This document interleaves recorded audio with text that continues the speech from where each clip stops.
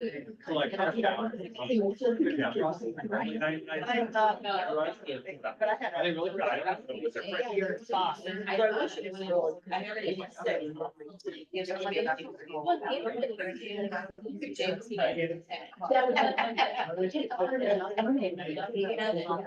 Well, yeah.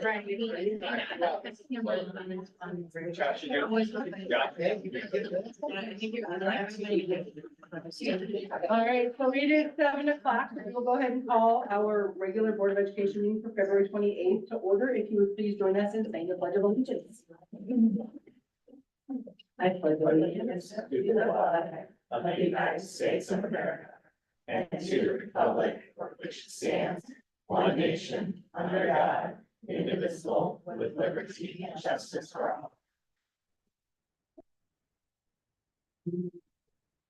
All right, we will begin tonight with Mr. Thomas Rawls and our Athletes of the Month. All right, so we have our last batch of winter athletes to honor. We're gonna start with Miss Aubrey Dibble. Come on up, you got it.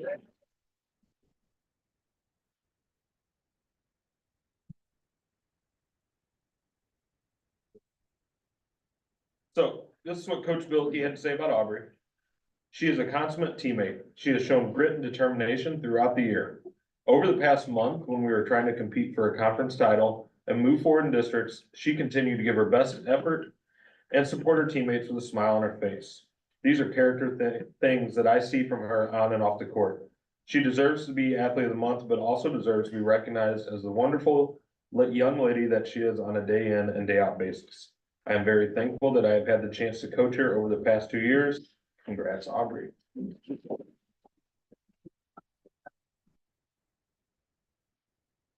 Next is a senior boys basketball player, Jaden Bolden.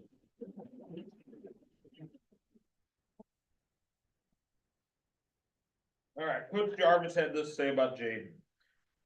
Senior Jaden Bolden is the nominee for our Athlete of the Month for boys basketball in February.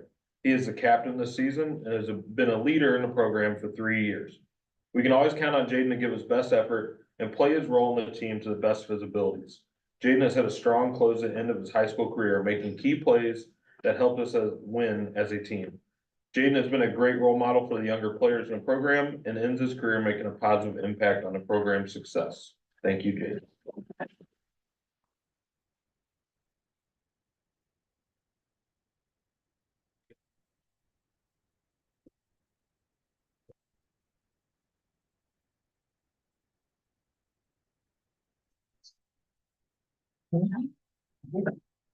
Next will be our student spotlight with Dr. Dilge and Ms. Moxie Hill. All right, good evening, everybody. It's my pleasure to introduce to you a dynamic and dedicated sophomore as a new member of our student advisory team, Ms. Moxie Hill. Moxie is a proud member of the class of 2026, and she has already left her mark on the school's landscape. She currently serves as the treasurer of the Family, Career, and Community Leaders of America, which recently demonstrated and competed at the state level, where she demonstrated her financial acumen and commitment to community service. Likewise, she's not just an academic, but also competes athletically. She has prowess as a player for the Lady Cyclones hockey team, where she brings unmatched determination and teamwork to the ice. Her involvement in the strategic syndicate and the Missouri United Girls Hockey further attest to her multifaceted skills. One of Moxie's proudest achievements is embracing the role of a big sister. While some may view that as a small feat, she believes it has profoundly shaped her character. Caring for her younger brother has instilled patience, gentleness, and focus during difficult situations, qualities that undoubtedly contribute to her leadership. Moxie is eager to channel her experiences and dedication into representing her fellow students at Valley Park High School. She's been a member of our community her entire life, and she possesses a deep understanding of the school's cultures and values. Her teachers have commented she's an exemplary student, stating she has outstanding work ethic and passion, describing her as kind, engaging, and supportive. Please join me in welcoming Moxie Hill.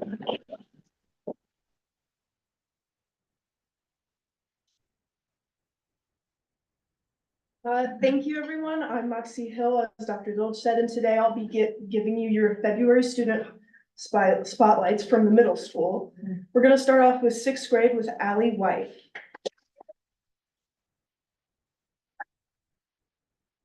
Allie is an ideal student, her teachers say. She is a hard worker and always goes above and beyond. She is creative, imaginative, attentive, and kind.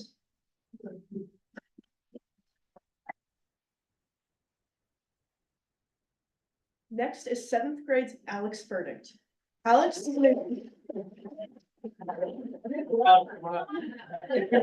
always here. Hello.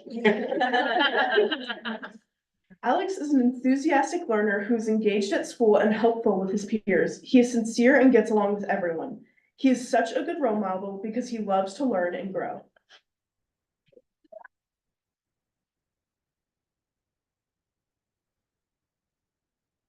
And finally is eighth grade's Anthony Dorr.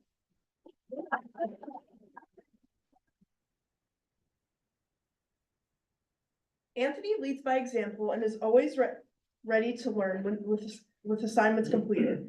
He adds depth to class discussions and has a great sense of humor. Anthony does not feed into negative behaviors from his peers. He's always truly doing the right thing, which is a hard thing to do, especially as a middle schooler.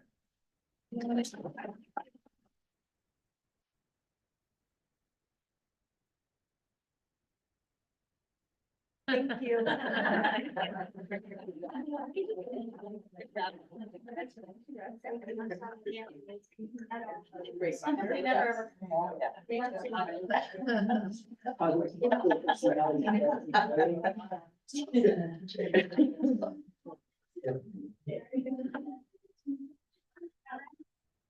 Thank you, Mary.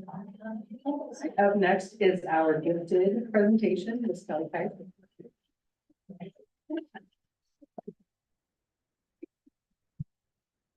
All right, good evening, everyone. For those of you who know all of you, but I'm our coordinator. I'm excited, guys. I'm excited to talk to you about our program tonight. That'd be fantastic. Thank you. All right, so big question a lot of people have is why gifted education? And there's been a lot of things kind of in the media, and I think one of the important things we need to talk about to address this is we need to talk about, I think it's important to know what gifted education is not. Gifted education is not meant to be a reward. It's not a privilege. It's not an exclusive group. Many people have the perception that gifted students are straight A students. They know everything. Their behaviors are perfect. They do everything right. I'm here to tell you, I'm sorry, that student does not exist. What I can say is that our gifted education students, some of them, they do display some of these characteristics, but they also grapple with a unique set of challenges. And our programming is paramount to help them grow to be prepared for the adult world. So to do this, they require specialized programming that addresses their unique needs. And there is a myth that says that gifted education students, they're going to do fine on their own. First of all, that is a very dangerous statement right there. But what I would like to say is the reason that is dangerous because they are ones who, they also deserve to have academic growth as well. They deserve to have their needs supported, their needs met, everything too. So our gifted program overview, basically our program, it currently provides services to students in grades 1st through 8th. What this looks like for our elementary students is I see them 150 minutes a week. This is typically given on 1 to 2 days a week, depending on the schedule of the individual grade level. For middle school students, they receive their instruction about 48 minutes a day, 5 days a week. This is during their reading class. So what we do is we compact reading and gifted together. And the way I look at this is I look at their iReady data to kind of look for any areas of growth. And then so what we do is we kind of compact that with the gifted education curriculum. So it's kind of the best of both worlds for them. And then finally, although this is not officially recognized as a gifted program, we do also offer enrichment to students in grades kindergarten through 3rd. This is for about 35 minutes a week on Fridays. And I'll kind of go a little bit more into this when we get to identification. There's so many amazing things going on in our program. First of all, our students, they are truly doing some amazing things. They perform strongly in academic competitions. I know I've talked to you guys before about the stock market game that 8th grade participates in. We consistently have teams that take first place, which is very impressive considering we're in a division of about 400 teams. Teams also then, not in first place, but what they will also do is they usually finish in the top 10% of teams anyway, so they are very competitive. They are really using their skills well. Another wonderful thing is our program is based on a project or problem-based learning curriculum. So what that means is this curriculum challenges students to kind of look at an essential question. They conduct research, they are conducting their own learning and understanding, they're creating prototypes. Their curriculum is basically designed, so it is not just this is the right answer, you memorize this, you move on. They're challenged to use their critical thinking skills, and we know that this is very important to them as they grow up. There's also multiple pathways to receive services. Basically what that means is it's not just oh, you didn't make it in by second grade, you're done, that's it. We look at students continuously throughout their academic career, and once again, I'll talk about that more in identification. We meet and exceed DESE expectations. Every year we turn in a program review to the state, so we remain in compliance. We meet all the minutes, we utilize best practices. We do a lot of great things to make sure that we're doing what's best for our kids. One of my favorite things is the strong connection with students and families. That's probably honestly the favorite part of my job, coming from a personal note.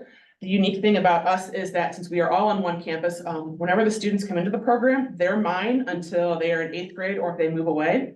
And this is a great benefit for the kids because they know that their parents and I are a team, and we are going to work together to do what's best for those kids and provide support. The program also addresses their unique social and emotional needs. We've worked to prepare a lot of curriculum that deals with perfectionism and anxiety and what it means to be gifted. So kids are able to experience growth in this way and they feel supported. So just kind of a brief overview of our population. We currently provide services to 50 students. This is about 56% of our students are in the elementary school and about 44% are in the middle school.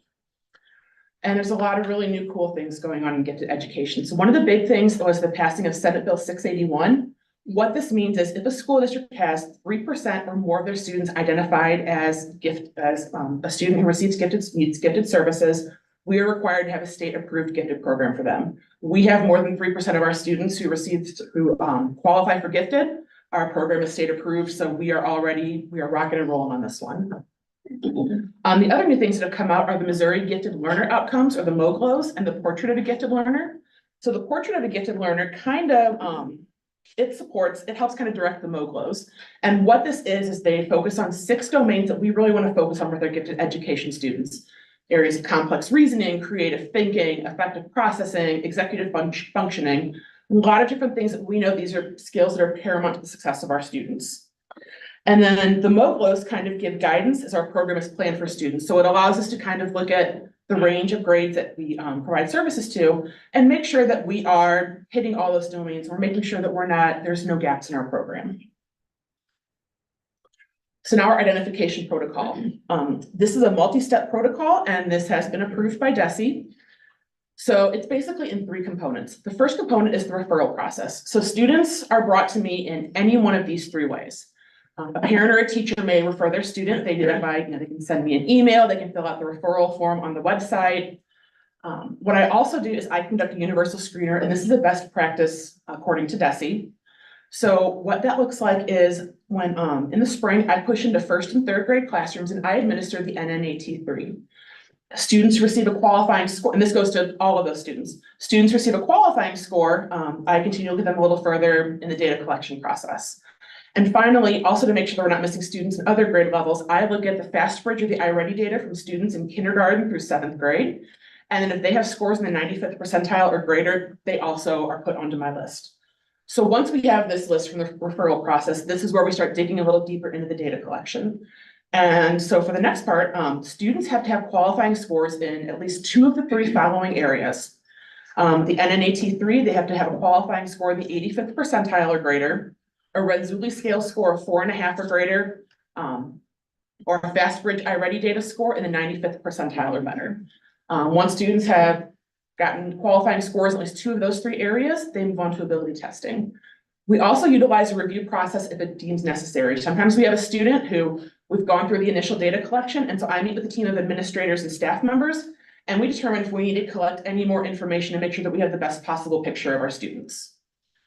So finally, once they've gone through all of that, they go through ability testing with me. I administer the KBIT 2R, and they must achieve a score in the 95th percentile or greater. Once they've met all these requirements, DESE requires 3 out of 4. These are what we have approved. They are recommended for gifted services. So to also kind of, another important aspect of our identification is ensuring that our process is equitable for all students. So DESE recommends that our program demographics be very close to our school district demographics. And one of the ways we look at this is we utilize a 20% equity index rule, and this helps make that determination. Giftedness can present itself in a variety of ways, so it's important to have the proper tools to identify our students. So this is just kind of a picture of one of our subgroups. There's some subgroups we have made excellent progress in identifying students, and we have some work to do in some other subgroups. So one of the ways that we are doing that is we are working with other school districts and other gifted area coordinators to make sure that we're finding tools that will help us look at all the different ways that giftedness can be present in a student.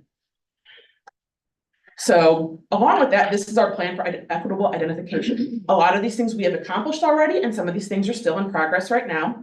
As mentioned earlier, we utilize universal screening where we look at all students kindergarten through 7th grade. We utilize the identification teams to make sure that we are gathering enough information on our students to make the best decision. Enrichment groups are provided to students in grades kindergarten through 3rd. This gives them additional opportunities to be exposed to more critical thinking activities, deductive reasoning, creative problem solving, just more time to work with some of these skills. We utilize a variety of assessments. We realize that a one-size-fits-all is not beneficial for our students. So there's a variety of tools that we can utilize to once again get that whole picture of the student. And then finally, what our next step is, we are working on an alternate identification plan. This is something that DESE encourages that we do. Once again, this helps us continues to create more of those pathways to make sure that we're looking at all of our students and we're doing what's best. The important thing to think about is we want to make sure if our student needs a service, they get the service that they need. And so finally, this kind of wraps up with our program goals. I've kind of talked about this a lot already. So the 2 big things that we're focusing on is we want to provide relevant, engaging, and challenging curriculum to our students. Right now I'm going through curriculum writing, looking at social emotional learning lessons. I've had the chance to I've worked a lot with the Megans. I've worked with gifted educators across our city, just to try to, so once again, find those lessons, find those units and make sure they're helping to meet our students' needs. The Missouri Gifted Learner Outcomes and the Portrait of a Gifted Learner have also played an instrumental step in this process. And finally, goal number 2 is we will review and update identification protocol. We've already made progress on this by adopting new assessments. We utilize the KBIT 2R, which helps us get a better picture of our students. We utilize the NNAT3. We've created multiple pathways, multiple entry spots for students to receive services. We formed enrichment groups to give that additional exposure, and we're going to continue looking for additional assessments that we have in our toolbox to make sure that we get the best picture possible of our students. Do you have any questions for me? I'm going to throw a lot of information quickly. Apologies, but overall, how many students do we have in the gifted program? Sure, yeah. Right now in 1st grade through 8th, we currently have 50 students receiving services. All right, well, thank you very much. Thank you very much.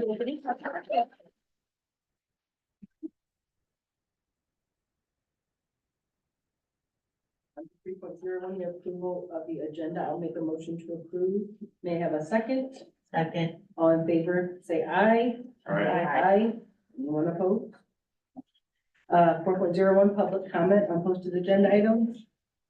Belby, I'm looking at you. All right, on the consent items, approval of regular session minutes, approval of check register and industrial tech equipment. Are there any that anyone wants to pull out? Separate discussion? All right, then I will make a motion to approve our consent items. May I have a second? I'll second. Like I like it. Let's do it. All right, all in favor, signify by saying aye. Aye. Anyone opposed? All right, on to action. 6.01, construction manager at risk, Dr. Kelly Lowe. Good evening. Good evening. I keep telling Dr. Dilge that I'm gifted, but he doesn't see those things, so after listening to Kelly talk, I don't think I'm gonna qualify either. I wanna talk to you a little bit about construction manager at risk. Let's back up just a little bit and talk about our process. Several months ago, we started working on our master's facility plan, because we had to have some sort of blueprint on where we were going and what we planned on accomplishing.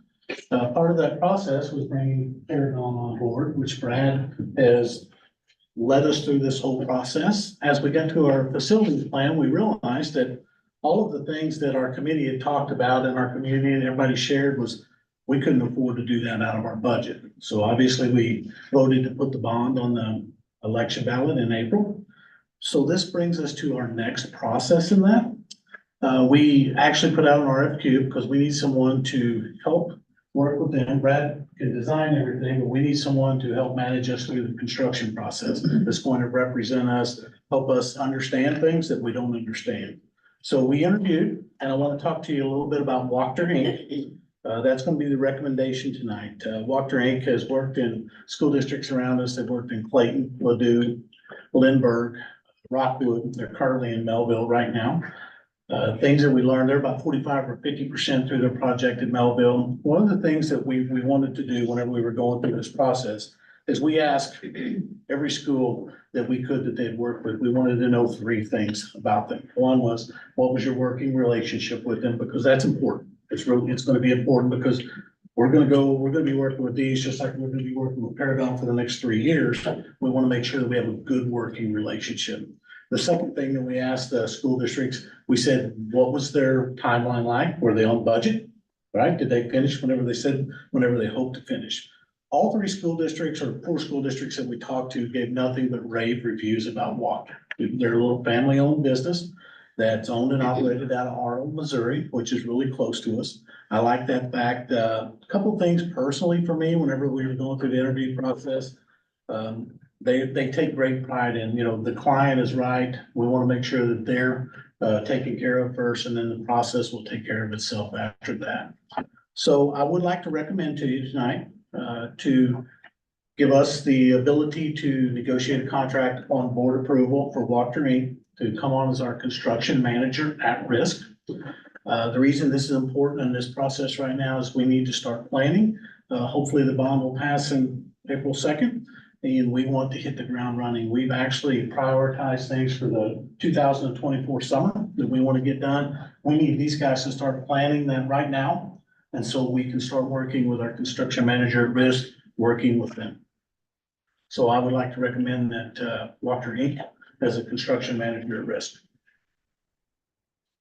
So there's no risk of doing this today, and if things don't, we're not spending a penny until Great we answer, know that it's. Right, yeah, set in stone. absolutely. This is allowing us, this is all pending bond approval. So if the bond does not pass, then we are not on the hook for any money whatsoever. I'll move to approve 6.01. I'll second. So with regard to, their roles and responsibilities, can you elaborate for us? Maybe what some of their first steps would be when they come on? Absolutely. With these summer projects. And Brad, you can help me out if I need help, but their first steps for us is basically what they're doing, Adam, is they're gonna represent us and they're gonna make sure, because honestly, Brad can draw these great designs, and as far as construction goes, I don't know. They're gonna start working on the subcontracts with other companies on board, and so they will start working directly with Paragon in the pre-bidding process. And so what happens there, whenever they look at the pre-bidding process with the specs and everything, then they'll start putting that out for bid with other subcontractors. Any questions we have, their desire is they're gonna go through what our vision is. We're working through our vision, and they're basically representing us because honestly, I don't know the construction world. Right. Okay, thank you.